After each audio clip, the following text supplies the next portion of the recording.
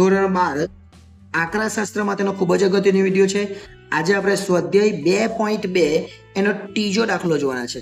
આ અગાઉ પહેલો અને બીજો દાખલો આપણે જોયેલો છે. આ ત્રીજો દાખલો છે. એક વ્યક્તિએ 4 ગાડીઓ ભાડે આપવા માટે રાખેલી છે. એની પાસે કેટલી ગાડી છે? 4 ગાડી છે. એનો મતલબ કે n બરાબર 4. દિવસ દરમિયાન કોઈ પણ ગાડી ભાડે જાય તેની સંભાવના 0.6. એટલે કોઈ પણ ગાડી ભાડે જાય એની સંભાવના 0.6. એનો મતલબ કે સફળતા કહેવાય 0.6. તો q બરાબર 1 - p ની આપેલો તો બી કરી જ દેવાનું. એટલે 1 - 0.6 એનો મતલબ કે 0.4 એક q આવી ગયો. દરેક વસ્તુ આપણને મળી ગઈ. તો કોઈ એક દિવસ દરમિયાન એકથી વધુ એટલે 2 અને 4 થી ઓછી એટલે 3 સુધી છે. એટલે x બરાબર 2 અને 3 આપણે શોધવાનું. બસ પટી ગઈ. 1 થી વધુ એટલે 2 ને 3 અને 4 થી ઓછી એટલે 2 ને 3. એટલે 1 થી વધુ અને 4 થી ઓછી એટલે 2 ને 3 આપણે શોધવાનું છે. ખૂબ અગત્યનો દાખલો છે. બધી જ વસ્તુ આપણી પાસે છે. આપણે પહેલા શોધવાનું શું? 2 અને પછી 3. px નું સૂત્ર મૂકીએ. px બરાબર ncx px અને q n - x. પહેલા શું મૂકવાનું છે? x ની જગ્યા પર 2. એટલે અહીંયા 2 મૂકી દે. n કેટલા છે? તો 4 છે. n આપણી પાસે બેઠા આપેલા જ છે 4. એ લખી દે પહેલા. તો એ લખવાનું 4c2. p કેટલા છે? તો 0.6. x કેટલા આપણે 2 ધાર્યા. q કેટલા છે? તો 0.4. n કેટલા? તો 4 અને x 2. એટલે એક દાખલો થઈ જવાનો. 4c2 એટલે તો એ લખવાનું 4c2. આપણને ખબર 2 એટલે નીચે 2 ગુણ્યા 1 અને ઉપર 2 આંકડા લખાવો છે 2 છે એટલે 4 ને 3. 2 દુ 4 અને 3 દુ 6. એટલે જવાબ કેટલા આવે અહીંયા? 6. કેટલા આવી ગયો? 6. આ એક આવી ગયો. 0.6 નો વર્ગ કરવાનો. 0.6 છે. આ 0.6 નો આપણે વર્ગ કરીએ એટલે 0.36 આવે. ઓકે. અને હવે આ જે છે 0.4 એમાં લખી દે 0.4 ને 4 ઓછા 2 એટલે 2. એનો પાછો વર્ગ કરવાનો. એટલે 6 ગુણ્યા 0.36 ગુણ્યા 0.4 નો વર્ગ. 0.4 નો વર્ગ એટલે 0.16. હવે આ બધાનો ગુણાકાર કરી દે એટલે આપણને p2 મળી જાય. બધાનો ગુણાકાર કરે એટલે શું મળી જાય? p2. 6 ગુણ્યા 0.36 ગુણ્યા 0.16. આ બધાનો ગુણાકાર કરીએ એટલે 0.3456 આવે. તમે ચેક કરી લેજો.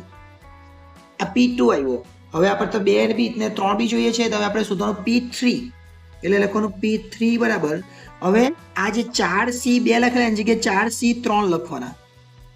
પછી 0.6 ની 2 ઘાત લખાઈ એની જગ્યાએ 3 ઘાત લખવાની. પછી 0.4 ની અહીંયા 4 - 2 કલાક એની જગ્યાએ 4 - 3 કલાક. બસ બીજું કંઈ નહીં કરવાનું. ચલો કરી નાખીએ. 4c3 એટલે લખવાનું 4c3. એ 3 છે એટલે નીચે 3 થી 1 સુધી જવા દેવાનું. અને આ 3 છે એટલે ઉપર 3 આંકડા લખવાના. 3 2 કેટલા વધ્યા? 4. એટલે લખવાના 4. 0.6 ની 3 ઘાત. 0.6 ને 3 માં કરીએ તો 6 નો વર્ગ આપણને ખબર 216. એટલે 0.216. 0.4 જે છે એની એક જ ઘાત. 4 માંથી 3 જાય તો 1 કરી નાખવાનું. 4 ગુણ્યા 0.216 અને 0.4 ની 1 ઘાત એટલે 0.4. આ બધાનો ગુણાકાર કરી દેવાનો એટલે p3 મળી જાય. 4 ગુણ્યા 0.216 ગુણ્યા 0.4 એટલે એનો જવાબ બી આવે 0.3456. 2 જવાબ આવી ગયા. કયા? એક p2 નો પણ 0.3456 અને p3 નો પણ 0.3456. હવે આપણને શું કીધેલું છે? આપણને એવું કે 1 થી વધારે અને 4 થી ઓછી.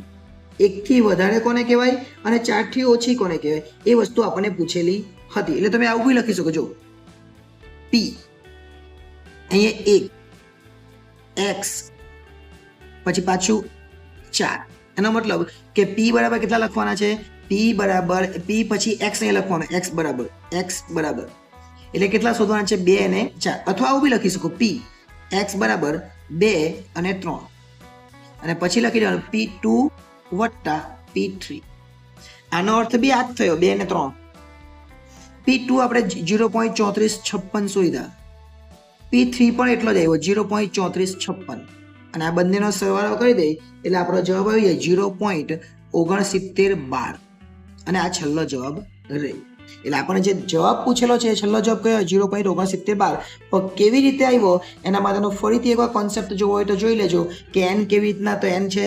p કેવી રીતના, q કેવી રીતના આવ્યો. અને આ રીતના તમે દાખલો કરો તો સંપૂર્ણ દાખલો તમારો એકદમ ઇઝીલી થઈ જાય. અને આ દાખલો તો દાખલા નંબર 3 સ્વાધ્યાય 2 દાખલો ત્રીજો હતો.